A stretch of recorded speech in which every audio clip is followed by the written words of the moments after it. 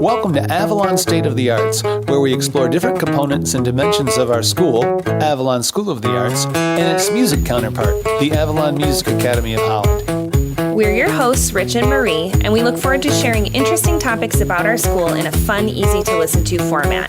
Because my mom, who founded our school, taught me, if you're not having fun with this, then you're not doing it right.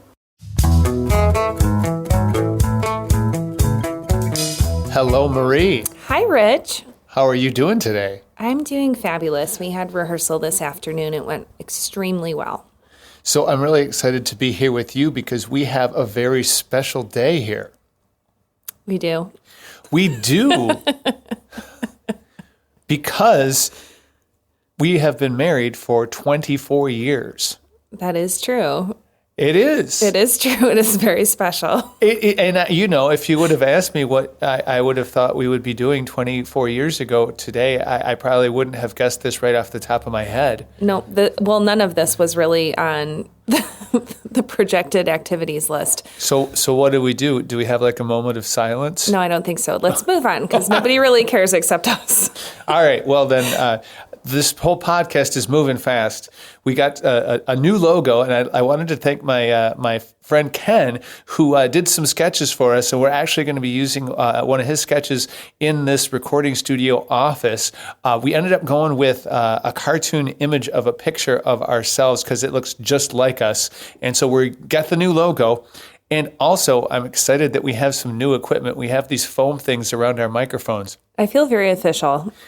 So I guess in my back in the day story of recording songs and with bands and everything like that, one of the things that was kind of crazy is when you wanted to do vocals, the big thing was you didn't want to have like reflections of sound bouncing around. So they actually made these padded rooms. And so you'd have to pad like the whole room to go in there and record your vocals. And now, just because of the miracle of science here, they just figured, well, we could just put like a foam thing right around the microphone instead. It's pretty genius. Yeah. So what a world we live in, I guess you could say. Yeah, innovation is all around us. We've got some great statistics on our first episode last week. We had listeners from Michigan, Arizona, Maryland, California, Connecticut, Massachusetts, Texas, Alabama, Minnesota, Illinois, and Pennsylvania. And the thing that amazes me about that is that this podcast is geared toward students of our school. And yet I feel like more people are interested in what we have to say and what we're doing here. So that's pretty exciting. Exactly. And that's not where it ends. We also had listeners from Canada, Mexico, Germany, and the Bahamas. What? Yeah. So welcome to our international podcast, I guess you could say. Wow. Who knew? So last week, I got to interview you about some dance stuff. And now we're going to say, what is that? Quid pro quo? Quid pro. Yeah, the shoes on the other hand. There we go. And you're going to get to interview me. Okay, well, I'm excited about that. So our topic for today is we're going to talk about music lessons and how we are transitioning from the school year lessons into summer lessons. So, Rich, why don't you start off by telling us how lessons work at Avalon Music Academy in the summers? So each spring I get asked these questions, and I just wanted to make sure that all of our families get all of the information and options on this. The Academy is open year-round for music. We don't close during the summer. I know that's a little bit different than the dance side of things where we do camps. In the music world, we keep on rolling down the highway. Yeah, that's true. Our summer music and theater programs do differ from the way things happen in the Music Academy in that we have a fall into spring session and then we do summer classes as a separate entity for our dance and theater classes, but music lessons are not under that umbrella of that sort of schedule. Exactly. And for years, we have enrolled 30 to 40 students every June. Now, some students do withdraw, but we get a huge influx of students in June. Basically, many parents want something fun for their child to do over the summer. Many of those students then continue into the fall, and a good number of them were on our waiting list for the primetime spots that other families had given up. We are currently at our highest enrollment, And the number of students traveling in the summer and withdrawing has been at record lows. We expect this summer to be our busiest summer yet. Oh, that's interesting. When you go into summer enrollment, you have people who've been waiting for some of those spots to open up on wait lists. Yes, what we call prime time is like 3 p.m. to 8 p.m. So therefore, some people that are on the early side or the late side of things will then go into some of the prime time spots. It's kind of like if you had a season ticket to DeVos Hall or something. You can upgrade your seats Sure. every year when they become available. Okay. And how full are music classes right now in the academy? So right now we are about 90% capacity, and one of the more exciting statistics for us is we've been adding 10 to 15 students each month. So most teachers are pretty much sold out between the prime time hours I mentioned of 3 p.m. to 8 p.m., and some teachers and instruments have no openings on any days, and there's a wait list. Last week we got into a little bit of the fun of what we were involved in with our trip to Las Vegas, and we won the runner-up award for an International School of the Year, and we've been getting a lot of response with this, which is really exciting. Yep, that has been exciting. So if families do withdraw for summer, the question they want to know often is that can they keep their spot for fall? So our program runs on a first-come, first-served basis, and we will open the spot for new students. So if you withdraw for the summer, we can't guarantee that we'll have the same spot for you in the fall. And the questions I kind of think are applicable are, do you love your teacher? And do you want to stay with that teacher? And do you love your time? Right. Do you want to stay with your same time? So we do have some options as far as that goes for absences that can allow you to keep your teacher, keep your time, and keep going through the summer. Right. So if a student wants to stay with their teacher on their day and time, they should continue on with their same time slot through the summer and not withdraw. Yes, and we can do 3 things. We can do Zoom lessons for absences. So if you're out of town, but you can make it to a device with Zoom, you can still have your lesson at the regular day and time with your teacher. Of course, having your instrument is optimal, but we can also do music theory lessons where we talk about a lot of the other subject matter that music has to offer without being able to play. We're excited about this option, and we've been offering it for a while. Every August, we have calls from students who have been with us for years, but they withdrew for the summer, and they want to return to that same teacher, but the spot's been filled by another student. So sticking with your same day, time, and teacher on a Zoom lesson is a great option. But what if kids do not have access to Zoom, or they're at sleepaway camp or something like that in the summer? We also have the option of doing pre-recorded lessons where the teacher will record a video lesson and post it into the student's online portal that they can watch anytime they're gone and then review the video at their convenience. The best part is that the student can continue to reference them in the future. All those lessons are saved and you can look back at them anytime. This is also a really huge help when you're reviewing for your musical achievement tests. Yeah, that's a great point. So what if neither one of those options are feeling ideal to families? Do they have any other options? We also have a wonderful program where you can sublease your spot to a family member or friend. Basically, you can send them in your stead for the dates you will be gone, and then they can reimburse you if you'd like, and you just let the office know who's coming in your place and when. That is such a clever idea. And we have had people do that with family members and then had those family members sign up for their own lesson time slot. I know we've had some parents do that in the past, and they've been surprised how much they've enjoyed it and have decided to continue on for themselves. Yeah, that's one of the wonderful things about music and about dance and about the arts in general is everybody gets introduced to it in different ways. And once you get a little taste of it, it's so much fun. You're probably going to want to continue. Okay, so if students do want to keep their same teacher and time, what do they need to do in order to guarantee that for the summer? All right. Well, hey, that's an easy one because basically they don't have to do anything. Mm-hmm. There's no need to re-register or re-sign up or anything like that. And you can just keep on going with your same time and your same teacher. One of the things I wanted to add with all of this, too, is when I got really I guess, serious about music, I was probably around 13.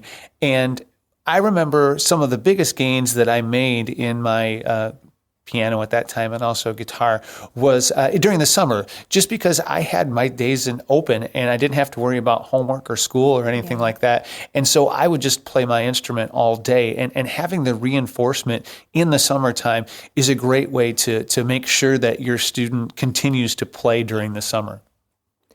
Let's pivot to some of the events we have coming up this summer. I'm interested in signing up my student for the music recitals. How can I do this? Great. Well, our music recitals are happening on Saturday and Sunday, June 15 and 16, and the drum recitals are Wednesday, June 19th. The weekend recitals go all day and into the evening, and then the drum recital is going to be from, I think, 5 to 9 p.m. So there's a couple ways to do this. You can go online. We have signups at bit.ly/Avalon Music 24. That's a bit.ly/Avalon Music 24. Or you can call or email us. Call the office, 616-294-1483. 616-294-1483. And that's something as easy. You could just leave a message with your name and the student's name and that you're interested, and we'll call you back. Or you can email us at info@avalonmusicacademyofholland.com. The summer recitals are wonderful. They take place at the Lawrence Street Park Amphitheater downtown in Zeeland, and it's a wonderful outdoor stage where you can hear the birds chirping and the sun coming down. And it's a lovely backdrop to listen to some music over the summer. Absolutely. We have had some absolutely wonderful performances there at Lawrence Street, starting with during the pandemic when we were doing our outdoor dance recitals. And we discovered this hidden gem in Zeeland of this Lawrence Street Park amphitheater. And it just has been the most beautiful venue to experience the arts. We've had wonderful experiences there. Yeah, it's a wonderful place for just celebrating everything the student has achieved and giving them a fun way to show their friends and family what they've learned. Okay, so for some other performance options this summer, what are some of the open mic nights coming up, and what's on the schedule? So we have our first open mic night on Saturday, April 27th. That's this Saturday from 6 p.m. to 8 p.m. And you can sign up on that one. There's a bit.ly on that, which is /Avalon Live, bit.ly/Avalon Live. Also, you can call the office on that, 294-1483, or that same email of info@avalonmusicacademyofholland.com. And I guess the fun thing about this is it's an open mic night, but it's also kind of like a guided open mic night. So essentially, besides doing the performance, I'm going to take all the students through how an open mic night works, what you'll want to do to prepare, and how you want to present yourself to everything from when to show up to finding the host to also dealing with some sound check issues and just getting a big overview. So that way, when the students do go to an open mic night, they'll kind of know exactly what to expect. Oh, that's really neat. So they don't have to have any previous knowledge about what an open mic night event kind of thing is. They can just show up with their song that they'd like to play, and you'll talk them through the process? Yes, I'll be doing a presentation about all of the details, and then just making sure they're comfortable with all those things. We'll talk about, like I said, doing a sound check, making sure the sound levels are the way that you'd like them, and then getting into the performance and some techniques that I've used, I guess, just to ensure success. That first one is this Saturday, April 27th. Then the next one we would be doing is in 2 months, which would put us into June. So the recital will kind of take the place of that. And then the next open mic night we'll be having will be at Saturday, August 17th from 6 p.m. to 8 p.m. And those are all going to take place in our big warehouse event space in Studio 5. Awesome. That sounds wonderful. Great. And in our next segment today, I'm going to be talking about preparing for recitals and open mic nights, some systems and processes that I use just to set everyone up, like I said, for success. Having a good experience performing for the first times can really set you up for a lifetime of enjoying performances and just having them all be a positive experience. Well, that sounds great. I have found in the dance department that kids who can get out there on stage and perform in a dance recital, they start to lose that fear that a lot of people have of performing and of being in front of other people. So it's a big confidence booster. And, a lot of adults say that one of their biggest fears is, I think it is considered everybody's biggest fear statistically, is public speaking. So if you start at a young age, getting used to being in front of a crowd, getting comfortable performing, it can reduce a lot of that anxiety throughout your life.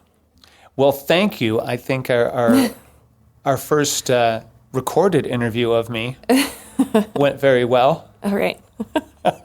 And next up, I'm going to be talking about preparations for open mic nights and recitals.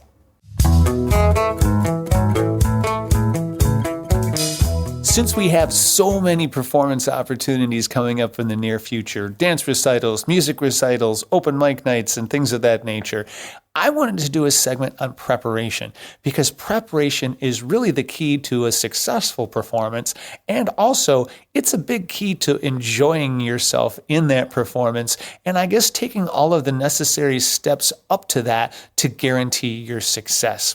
As we mentioned earlier in this podcast, or maybe you have read something in the news, Maria and I got to go down to Las Vegas so I could make this big presentation for the School of the Year contest, which, woohoo, we were runner-up for. So besides the the outcome being so awesome, I had such an interesting time preparing for it. And as I was doing that, I thought there were some nice analogies to be made between that and preparing for a recital piece. So what I'd like to do today is I'm going to take apart some of the steps that I did to prepare for that presentation, and then kind of make an analogy of doing the same thing to prepare for your music recital. I think it's also applicable to dance recital, or basically any kind of presentation that you want to do. So here's where I started. First off, I did some background research on what I was doing and the point of it. Now, for me, doing a presentation, I thought, I got to go to the top with this. So I started looking for the best presenters, and I ran across Steve Jobs. Now, Steve Jobs, of course, worked for Apple, and he did all the presentations for Apple, and he's kind of thought of as the master presenter, especially his presentation on the first release of the first iPhone is considered that one of the greatest presentations of all time. So I listened to that, and I got to tell you, it's like a musical composition. The techniques and elements he used really reminded me of, for instance, using dynamics and articulation in your musical performances to make different levels of sound and make the music jump out at the listener. So I started there. I read a book, actually, on Steve Jobs' presentations, and I started thinking of ways that I could implement some of those things into my presentation. Now, with your, let's say, music recital, you can think of the event, think of the event you're playing for family and friends. So have it be a song or songs that you enjoy, that you think they would enjoy also. And that's a good place to start, is to decide on your piece. Now, for me, in that presentation, it was, what's my angle? What I thought would be interesting and special about our school: the students, the families, the teachers, and the staff, and the reinvention of our school. A lot of that had to do with our new location and how we have so many new opportunities that we're just beginning to discover here at our new location. Now, for a student, in the angle of playing for family and friends, make sure it's something fun that you enjoy. I can always tell the songs that students like because they're great at them. It doesn't have to be on the edge of your ability level. Just have it be something that you'll be solid at with practice and repetition. The next thing I did is I needed to define my challenges. Now, for that presentation, it was 15 minutes. So memorization was a challenge. Now, I made an outline, and then I broke it down into sections and practiced each section individually. So I had each section down, and then I just needed to make sure I ordered the sections correctly. In a song, that can be the same thing. Check out the arrangement, define any technique challenges, and take them apart separately. Sometimes when I'm working on a piece, I'll create a game where I'll play that section until I can do it 3 times in a row without any mistakes, and then I move on. And then define that as a challenge section, go back to it, then play the whole piece, and you'll be amazed at how things come together once you have that challenge section smoothed out, which means rehearse. We've heard this said in our theater classes a lot, that repetition is your friend. Take apart those challenging sections with your teacher and perhaps work with, gasp, a metronome. All right. And set a goal for repetitions. When I was doing this presentation, 2 weeks beforehand, I was doing the show 3 times a day. And I had a clicker and a wireless mic, and I just run it, bam, bam, bam, like that. It didn't take a whole lot of time, but it kept things going in my head, because your practice, it's a secret weapon. No one really knows how much preparation time you've put into it. People just hear you and they think you're magic. And they're right. They just know that it's awesome. So if you put in that preparation time ahead, right now we're about 8 weeks out from the recital. So if you were to say, okay, 5 days a week, I'm going to run my recital songs 3 times a day. It won't take that long, maybe 15 minutes, that would give you 120 repetitions of your song.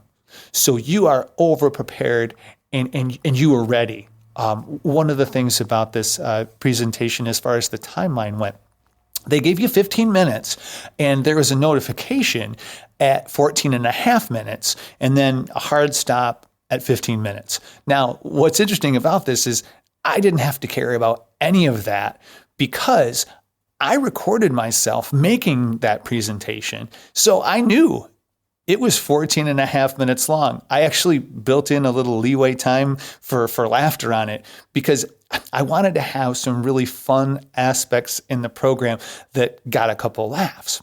Now, I have one more step on that. In case there was a tie, we got to speak for 5 minutes more. Hey, no problem. I got an extra 5 more minutes ready in the tank. Now, it's that over preparation that really allows you to enjoy yourself when you get to the performance because hey, I got this song down. Another technique that I used was visualization. Now, in this example, I was able to be in the room that I was going to be doing this presentation in for 2 days beforehand.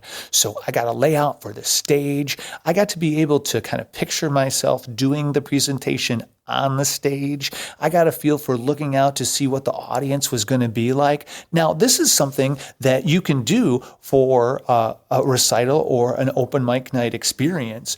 Our music recitals are taking place at the Lawrence Street Park Amphitheater, which, now that the weather is becoming beautiful, is a great place to just go and have lunch, hang out there for a while. There's some swings set up. You can have some fun and go down into that amphitheater area just to kind of see where you're going to be and look up. It's one more step on getting comfortable with the whole process. Now, if this is an open mic night opportunity, well, hey, stop by the music office and ask them if you can go into Studio 5 to see the layout. That way you can check out where you're going to be. You can see where the sound system is, where the people would be sitting, and just be comfortable with the space that you're going to be performing in.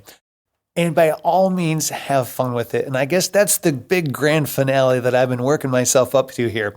After all of this, enjoy it. Enjoy the whole process that went into it. Kind of look back to see how far you've come with your song, because this is a recipe for success. That's really what I've been talking about today. Have a great time with the whole process and then enjoy yourself with the end result, because you'll have such a fun time with that performance when you're prepared for it. And it's going to set you up for enjoying performances for the rest of your life. If you or your student has any questions or concerns about any of this, feel free to contact me at any time. Stop by my office. My door's always open, and I love talking about this at any time. You can also reach me on the studio info line, which is 616-834-0854, and our email, which is info@avalonmusicacademyofholland.com. I can't wait to see and hear everyone at our upcoming recitals. So have a great week, and thanks once again for joining us at Avalon State of the Arts. Avalon offers dance classes, music lessons, and theater classes 6 days a week. With over 40 teachers, we have something for kids and adults and everyone in between.